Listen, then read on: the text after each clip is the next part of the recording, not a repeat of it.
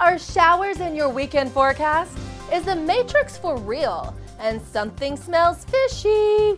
All that and more coming up on the Daily Orbit.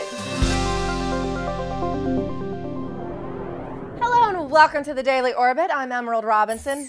Get ready for showers. No raincoat or umbrella necessary. We've seen the Leonids, we've seen the Orionids, but get ready for the end of the year grand finale of all meteor showers, the Geminids Meteor Shower. Earth will be cruising into the tail of the asteroid named 3200 Phaethon on December 13th and 14th, creating a meteor shower that astronomers say will outshine all meteor showers this year. The best time to watch? The early morning of December 14th. To get the best view, find a dark spot with an open view of the sky and no glaring lights, which means you city slickers might want to head out of town. Meteors will appear in every part of the sky, so just look up. I've got the popcorn.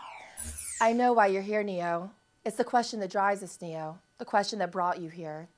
And in true Matrix form, the question that researchers at the University of Washington are asking is, are we living in a computer simulation? Based on a hypothesis presented almost a decade ago by British philosopher Nick Bostrom, that the universe we live in might in fact be a computer simulation run by our descendants, a team of physicists have come up with a test to see if it might be true. But don't expect an answer anytime soon. They say it'll be decades before we will be able to run even primitive simulations of the universe. You might have just entered the twilight zone. A new study shows that we might be living longer, but not necessarily better. The study, called America's Health Rankings, looked at clinical care, individual choices, and public policy. According to the study, we are seeing an unnecessary rise in chronic illness. 1 in 4 adults in the U.S. suffer from obesity, which can lead to more serious illnesses like heart disease, diabetes, stroke, and cancer, and cost the U.S. $147 billion a year. The study also found that 21% of U.S. adults smoke, which is the leading cause of preventable death in the U.S. So what state ranked healthiest? That would be Vermont, even though it has a high rate of binge drinking. Well, I mean, they have to stay warm somehow.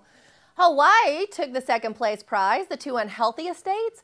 No surprise here, Mississippi and Louisiana. Y'all gonna have to stop making those gravy and biscuits and cooking with fat back and lard now. Noah brought the animals on the ark 2 by 2, and now archaeologists are looking for proof.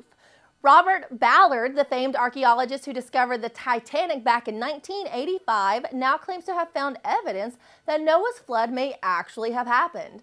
Ballard's team have discovered evidence of a submerged ancient shoreline in the Black Sea. Using carbon dating obtained from shells along that shoreline, he estimates this catastrophic event happened around 5000 BC, covering about 150,000 square miles of land.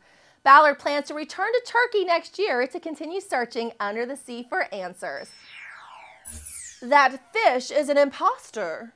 Foodies in New York City are outraged to learn that their pricey fish dish ain't what they thought they were paying for. Oceana, an international conservation group, performed DNA testing on fish samples taken from 81 establishments in Manhattan. They found that 39% of the fish had been mislabeled. The majority of the mislabeled fish were actually cheaper fish than they claimed to be. Mislabeling poses serious health risk as some species of fish are very high in mercury, and certain mislabeled fish could result in dangerous allergic reactions and harmful pathogens being passed to consumers.